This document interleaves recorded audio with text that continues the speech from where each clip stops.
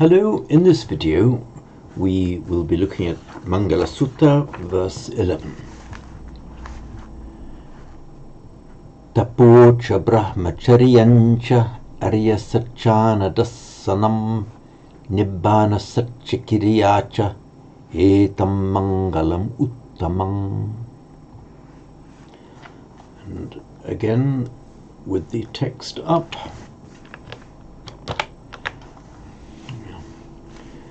Tapocha brahmacharyancha arya satchana dasanam nibbana satchikiriyacha etam mangalam uttamam.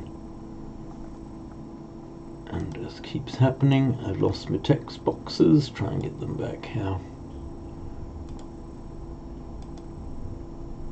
There we are. Tapo.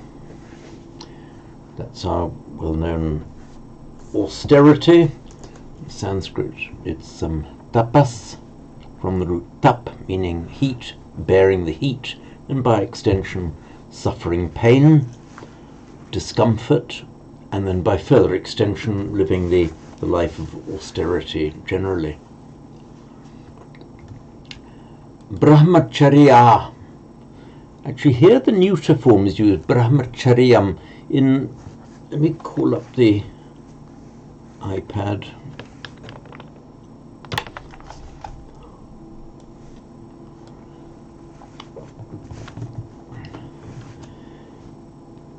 Brahmacharyam. From the root char, meaning to go, going generally, to proceed. Also it means a way of acting. And it makes a verbal noun, charya, a feminine noun, which in Pali normally comes out as charya, with the I put in there.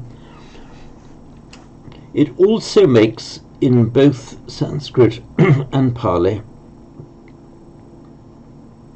a neuter, charya, so I'll put in the neuter form, charyam, and in Pali, charyam. That's, I think, less common than the feminine form, but you do find it.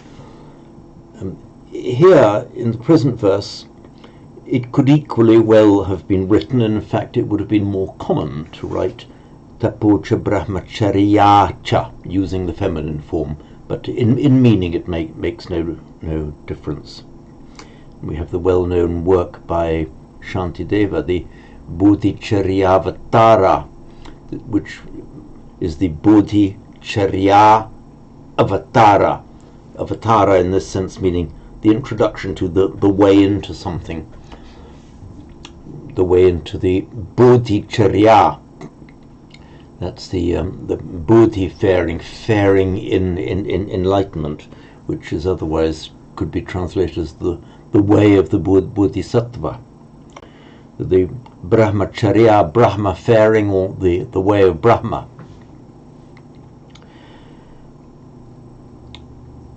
And which generally means living the holy life.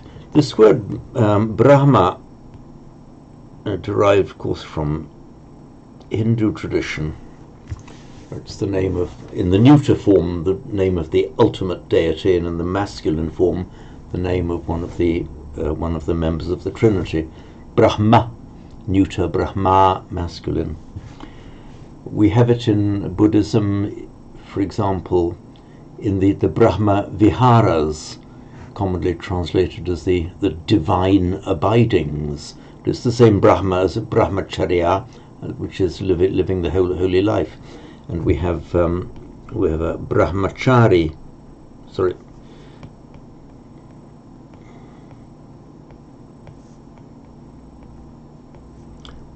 in stem form, Brahmacharin, same in Sanskrit and Pali, one who is living the holy life. And it often refers to the Brahmachari stage of life, very often refers to the student age, where you are physically mature but living a celibate life. So it's the time of your studenthood before you get married, where you're living the brahmachari life. So tapocha, austerity, brahmacharyancha, living the holy life, which could be interpreted here as meaning living the celibate life. Arya Sachana Dasanam. Let me call up the text again. Arya Sachana Dasanam. Dasanam, of course, from our root drish, to see, which so I wrote in Sanskrit and Pali, darshana, seeing, Sanskrit, and dasana, seeing in Pali.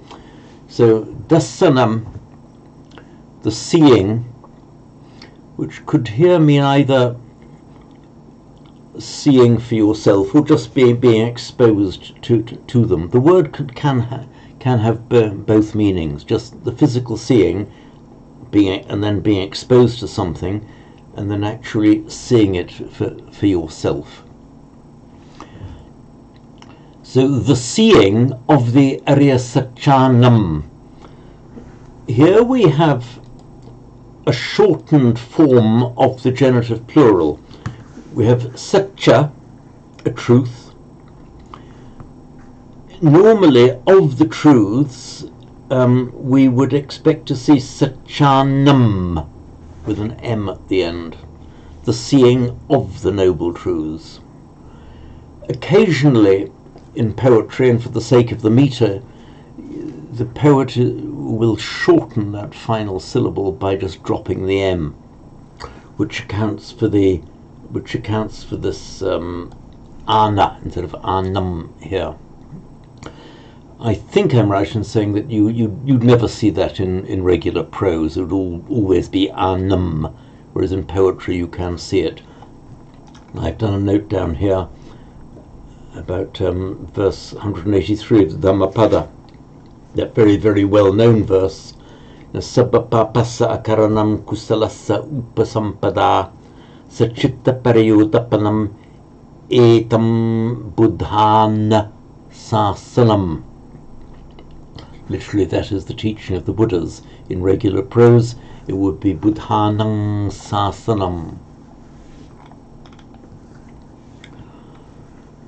So austerities, living the holy life, however we interpret that. Arya Sachana Dasanam, the seeing or exposure to or direct seeing of the noble truths. Nibbana Satchikiriyacha, Etam Mangalamuttamam. Satchikiriya.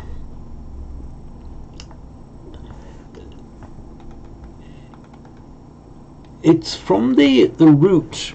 The root word in Sanskrit is akshi, meaning the eye that sees, cognate with the Latin oculus, and through Germanic, and in modern German we have Augen, in Swedish ögon, and we have it in English as eye, but the G has dropped, the G sound has dropped, so we just have the I, E-Y-E. In Sanskrit, Saksha, note that on its own in Sanskrit the word akshi means an eye, but in its combining form it is aksha, and also you have sa-aksha, it becomes saksha with eye having eyes. In other words, seeing something with your own eyes.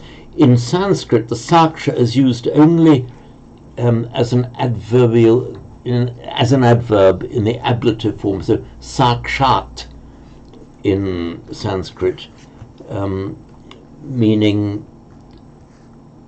by way of direct seeing,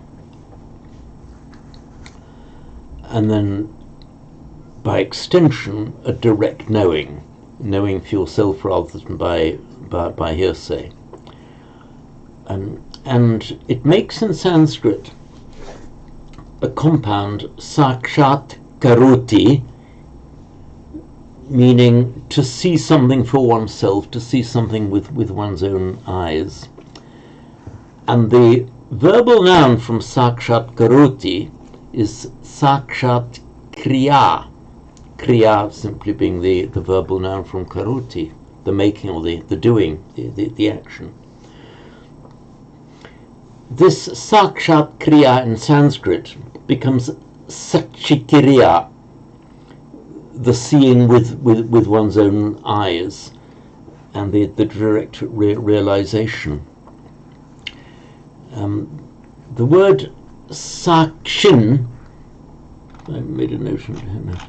The word sakshin in Sanskrit means a witness. It comes into Pali as sakhi, and even in modern Hindi, a sakshi is the ordinary word for a witness, one who has seen something himself, rather than by hearsay. So it's used as a witness in, for example, a legal sense.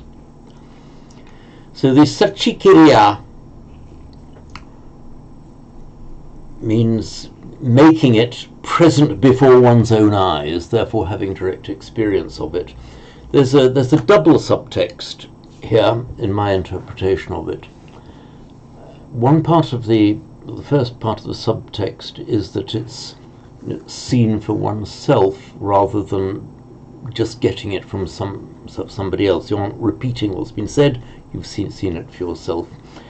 And the other part of the subtext is, again, this is my interpretation of it, is that rather like being a witness, you are seeing it, but you are not yourself part of the drama. You're simply a witness to what is going on. So the direct seeing and not being part of the drama. To emphasize, that's just a thought that crossed my mind in the interpretation of this phrase. So this is the Nibbana Sachikiriyacha, and the direct realization of Nibbana Etam Mangalam Uttamam. This is the highest blessing. I shall read this through once more. Tapocha brahmacharyancha arya sachana dasanam Nibbana Sachikiriyacha Etam Mangalam Uttamam. That's it on this video.